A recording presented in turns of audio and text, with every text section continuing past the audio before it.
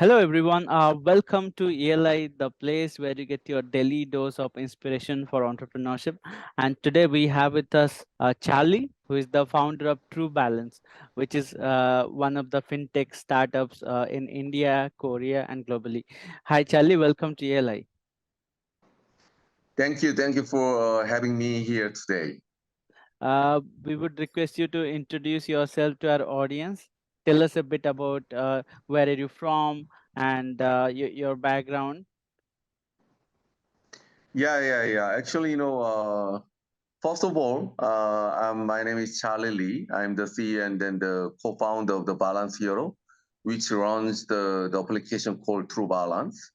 True Balance is the financial application to provide payment and loan kind of all finance services to the next billion Indian people in India. So first, I think I better explain how this Korean guy. I'm a Korean actually, by the way, but many curious how this the Korean guy end up doing business in India. So Yeah. let me briefly introduce myself. Actually, my journey in India started from 2002. I believe that you heard about the service called Hello Tunes. That's the Airtel service. Right. That's kind of a very popular value-added services in India. Mhm. When you make a call, you listen to music instead of a ringing sound. Mm. That's the actually service I provide to Airtel like 20 years ago. So Wow. at the time, I was the head of Asian business in the Real Networks company. That's an American company which provides various value services to global, telecom companies. So I was the head of Asia business at the time, and then I came to India 2002, and then we joined the presentation and then all the competition, and then we got the deal for the Airtel. After that, actually, we luckily we have a chance to provide to other telecoms like Idea and ESNL as will go on now. But so that's how actually my India journey began. And Mm. after that, actually, I founded my first venture called Access Mobile. And that's a similar company to the Real Talks. We provided various value-added services to telecom companies in 2006. And then after that, actually, I made a quite actually good business from there. But as you all know, from 2000 like 12, 11, like iPhone and then Android phones that came out, and then this ecosystem of phones, telecom business has totally changed it. So Yep. the smartphone basically changed all the aspects of the people's life and then the ecosystem. So in 2014, I made a decision to start a new venture called Balance Hero, which Mm. runs the True Balance application for now in 2014. So that's how actually my actually journey began. And then I see the India when I started Balance Hero, we actually made some like research, and then it took almost 6 months to start this kind of financial services in India. But Mm. it took just 5 minutes to choose a country. At the time, actually, I was the head of Asia business. So I was very familiar with all the Asian countries like Indonesia, Philippines, Thailand, Australia, Philippines, Singapore. Mm. But I chose India. It took just 5 minutes because I saw, when I start a new business. For me, actually, I had a very simple three criteria. First Mhm. one is the size of the market. Second one is the speed of the growth. Mhm. Third one is the maturity of the market. So Okay. from these three aspects, there was no actually reason that going to India was the only the option and the one of the best actually option. So it Mm. took just 5 minutes, and then I started my business in India. That's how actually my India journey began. Got you.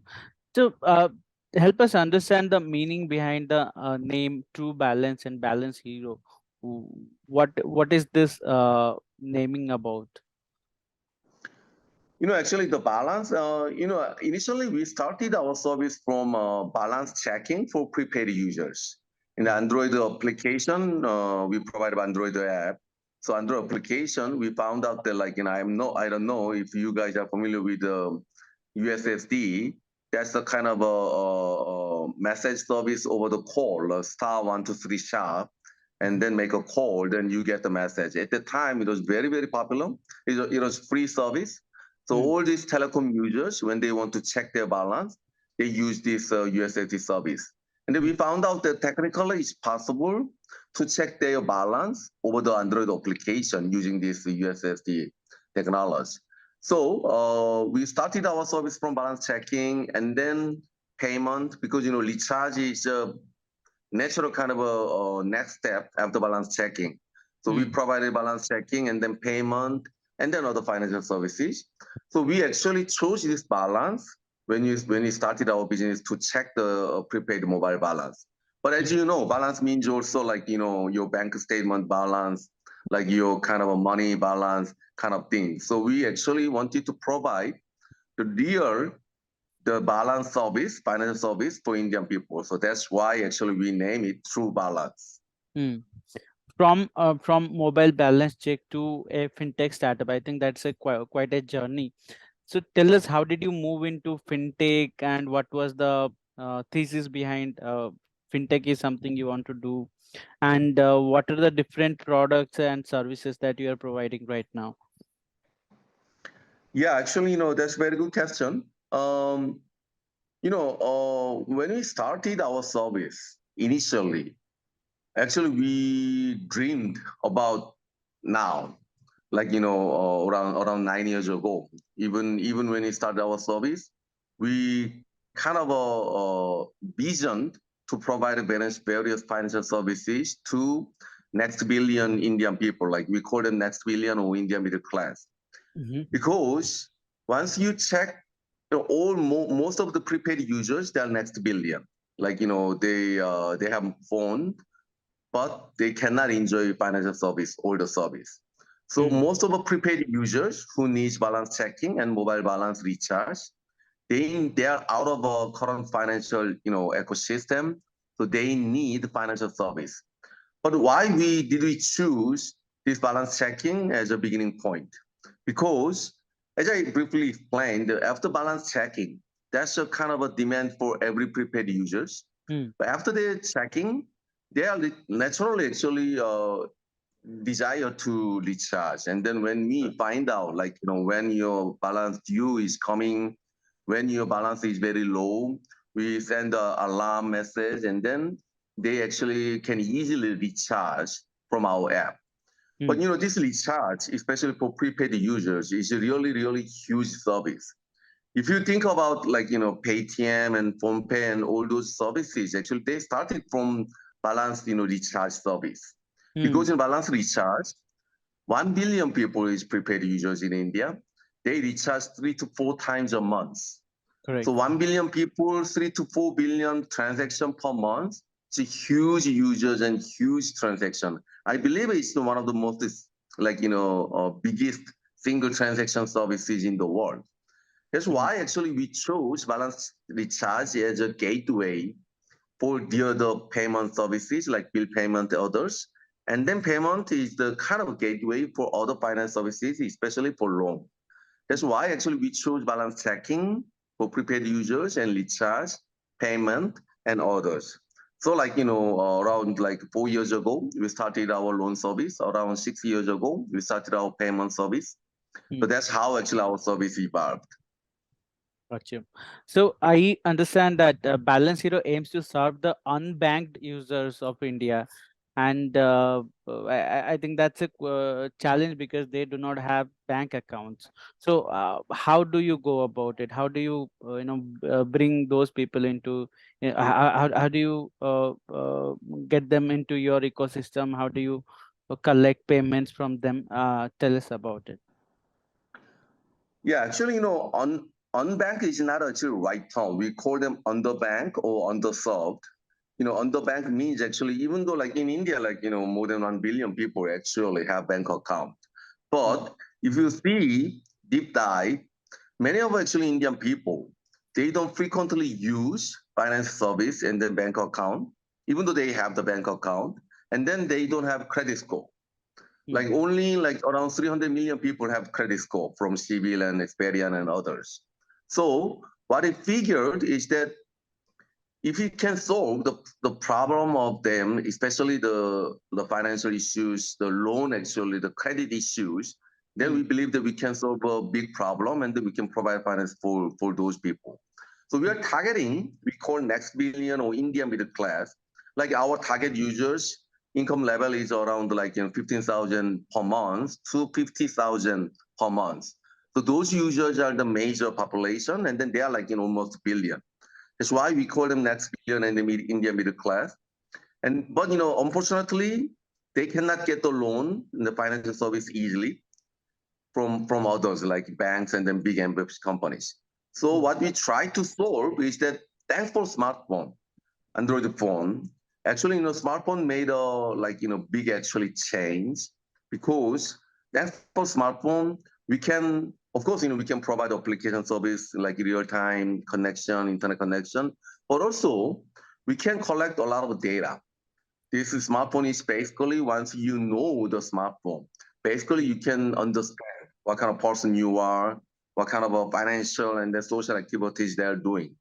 So based on data we collect, based on the consent, of course, of our users, we can actually collect various data, and then we can analyze it, and then we can provide a credit to Hmm. our users, and then we can give the financial service, especially the gist of a finance service, the loan. So that's actually how we end up doing business Oh, for loan. got you. So, in India, the fintech sector is crowded. There are so many players, and the way I see it, every player is trying to do everything, and every app is going to become a super app eventually. But every app also has a differentiating factor, unique strengths about their app. For example, PhonePe is mostly about payment. They specialize in UPI. Of course, there are other services. Similarly, I would like to understand what is the USP or core strength of True Balance, and what are the future goals? Where do you want to reach probably in next 5 to 10 years time with Balance Hero? Yeah, thanks for asking that, because one of the most important factors, then the reasons why I believe that our service is kind of different from others is based on the vision and mission and the target users we have. As I briefly shared, our vision and mission is very simple, three words: finance for all in India. So, actually, India is a big country, 1.4 billion people. It's the biggest country in the world. Out of 1.4 billion, there are like so many kinds of people. Hmm. And then, as I briefly explained, more than like 1 billion people, we see that they don't fully enjoy their financial life. So Hmm. what we wanted to solve is this financial inclusion issues, especially for this next billion. That's why actually we are very focused on those users, and then every product, financial product we have is tailored, especially tailored for those users. So basically, we are now providing payment and then the loan service. But when it comes to the loan, because payment is kind of a transaction service, actually the major business model service is loan. When it comes to loan, we are very focused on small ticket size, short-term tenure loan, because our next billion people, Hmm. they need this. Most of our service, like our average ticket size is 10,000 to 15,000 rupees only. Hmm. I don't know if you have read the article, the research article from Google and CBIL that was released last year, June. Okay. Google and CBIL, Google is the biggest actually the internet service provider, and the CBIL, the biggest credit service in India. They Hmm. jointly released the article last year. They have a lot of very good actually insights, implications. But one of the biggest thing I want to share today is that average under 10,000 rupees loan, Hmm. digital loan, was Hmm. only 3% out of the whole digital loans in 2017. But Okay. in 2021, less than 4 years, that 3% became 70%, 70%. Wow. So 3% became 70% less than 4 years. Now I believe that that number is more than 80%. But I think that's very natural evolution, because in India, as I told you, more than 1 billion people, they are making like, tens of thousand rupees, like 10,000, 20,000. 50,000, 40,000 rupees. Most of Indians, they're like a middle class level, is making that money. And then Mm, they don't need big money, like, mm, 10 lakh or 1 crore kind of money. They need mm. 10,000, 20,000, 30,000 money. So Correct. those big population, those big market is coming into digital. That's why actually in the digital loan, less than 10,000 rupees market is huge. So Mm, I believe once we make the right product for those users, like they don't need a big loan, they don't need long loan. They mm, need like 10,000, 20,000 in for 3 months, 6 months, and maximum kind of 12 months. mm, So once we find out our users' need, and then once we kind of make the right product for those users, then mm. we believe that we can solve their financial inclusion issues, but also we can make a big business. That's Correct. how actually we kind of end up doing business like this. And then thankfully for based on last 3 4 years actually the journey. Of course, we had up and down for COVID and then Chinese issues, many issues. But thanks for those our valuable experience. Finally, we believe that we found out our product market fit for those next billion people, and then we are making actually money profit. We make profit from last year. Wow. Now we would like to get into your personal journey as an entrepreneur. So tell us why entrepreneurship. Why did you think of becoming an entrepreneur? I think you worked for different companies. You could have continued doing that, but why getting into entrepreneurship? Yeah, actually, my as I told you, like this company is my second venture. The first venture is Access Mobile in 2006. Hmm. I found this company in 2014. So it's almost like 17 years of experience as a CEO and the founder of the business. So yeah, actually, it's a very interesting question because if somebody asked me like if you go back to 2006, Hmm. like you want to start a new journey again?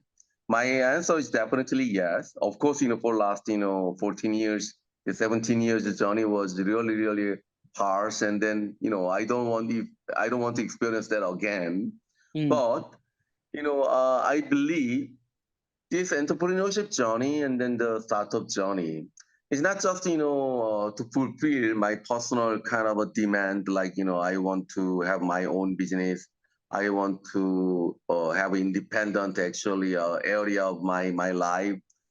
It's not just that, but also like once you have your own business, like as I explained that we have the vision and mission as finance for all, Hmm. like as you just asked, every startup, every kind of company try to solve the problem. Hmm. For our case is financial inclusion issue, whatever it is. If you are missioned, if you are fulfilled about those mission statement, then Hmm. I think it's going to make you as a person who is going to pursue another level of your life. So I believe, of course, still we have a lot of challenges. Even though actually we, for last the 9 years, we had a great journey, and then we finally make the BP like profit, but we still have a lot of challenges. But all these challenges and hardship, and then the problems and then pains, because I wanted to fulfill that journey, the mission and vision. I always have the mission to push forward, and then I cannot imagine the life without those the mission and vision. So to level up your life to the next level, whatever it is, like it can be any kind of issues. I Hmm. think it's a great journey. It's a very very actually fulfilling and then worthy journey for you to take it. Especially you are young. I'm not that young, but especially if you are young, it's okay to fail. Especially Hmm. India is a great country for the startups and then entrepreneurs. So this country is, I think, giving a lot of opportunity and chances for the younglings. So I believe it's really worth to try it. So all these years of entrepreneurship, I assume you went through a lot of difficulties, and you also learned a lot of lessons that you can, we can take away from your journey. So tell us about your top three learnings that you have got, which we can take away and probably apply to our ventures and our lives as well. Um, there were so many, so it's hard to pick one. But I think, yeah, actually, very, if you ask me to pick just one, is actually, I would like to choose the people. We made a kind of a quite actually good business for now, but we had up and down, and then we recruit so many people, and then we actually cannot but let many people go. Hmm. So, all this journey is, especially the startup journey, is everything about people. What kind of people you meet, what kind of people you work together. So I think, to find out the best people and then really good people to work with, actually, that's everything. Starting from your co-founders. For my case, actually, I started this company with my college friends. We are in the same group, like, college group. So, and then after that, even after that, actually, I met like so many valued actually, partners in my company. Still, actually, I have many. So, like, how to meet the best people and how to recruit those best people is basically everything about your company. One person makes big difference, and then one person can make another kind of a difference. So Hmm. it's really, really important to meet the right person, right people, and then actually that's gonna make your journey more like fulfilling and then successful and then like worthy to explore. Got you. My final question: tell us what is the definition of entrepreneurship as per you, or how would you define who is an entrepreneur, or what is the process of entrepreneurship? um Yeah, actually, I don't think, like as you know, like every leader, successful leaders from startup, they have their kinds, right? Hmm. So Hmm. there's no definition, and then there's one good actually example, successful example of entrepreneurs. So every entrepreneur has their style and their character and then their leadership. So I think anyone can be a leader and then can be an entrepreneur. The one most important thing is like, I believe that many already shared and then you guys already know is resilience, like, grit. Hmm. You might fail for short term, you might face a lot of issues, but actually you better not give up easily. Hmm. If I gave up, like I'm not gonna be here. Like I had a lot of actually pains and then difficulties, so I could give up, but Hmm. I couldn't give up. I didn't give up. That's where I am, and then that's basically everything because the business you want to make it, the problem you want to solve, the vision you want to achieve. You are the one who knows well Hmm. than anyone else. So sometimes maybe you are judged by others. Sometimes you fail to get funded. Sometimes you fail to provide the right product. But actually, as far as you believe in yourself, and then as far as you believe in your mission statement and problem statement, I strongly believe that you can get to it. So don't give up. The resilience and grit is the most important. Whatever the style, whatever the character, whatever the startup entrepreneurship you have, that's the single most important factors for entrepreneurs. Well, on this note, we will close the session. Thanks for your time, Charlie, and it was wonderful to have you here and learning from you about your entrepreneurial journey. Our best wishes for true balance. Thank you for your valuable time. Again, thanks for having me today. Thanks, Charlie.